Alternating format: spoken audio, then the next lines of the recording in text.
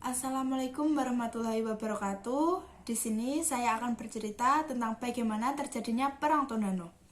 Perang Tondano terjadi pada tahun 1808 sampai 1809 yang melibatkan rakyat Minahasa dan kolonial Belanda pada permulaan abad 19. Sekalipun hanya berlangsung selama sekitar 1 tahun, tetapi Perang Tondano terbagi menjadi 2 tahap. Perang Tondano 1 terjadi pada masa kekuasaan VOC.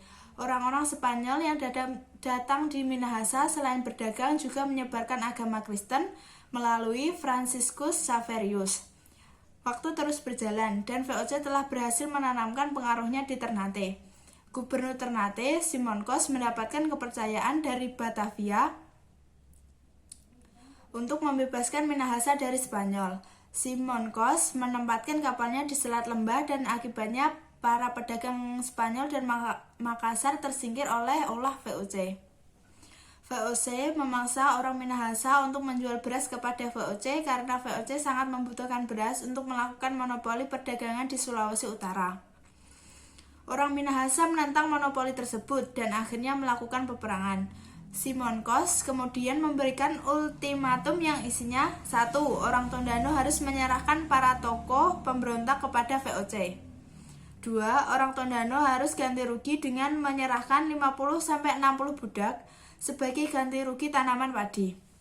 Simon Kos merasa kesal karena ultimatum tersebut ditentang dan menarik VOC mundur ke Manado.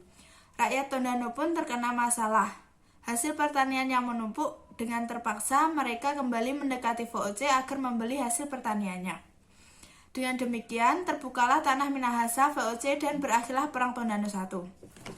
Perang Tondano 2. Perang Tondano 2 terjadi ketika memasuki abad 19.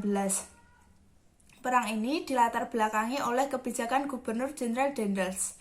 Atas perintah Daendels, melalui Kapten Harting, Residen Menando Prediger segera mengumpulkan para ukung, pemimpin wala atau daerah setingkat distrik. Dari Minahasa ditargetkan untuk mengumpulkan pasukan sejumlah 2.000 orang yang akan dikirim ke Jawa. Ternyata, orang-orang Minahasa tidak setuju dengan program Daendels yang merekrut pemuda-pemuda Minahasa sebagai pasukan kolonial.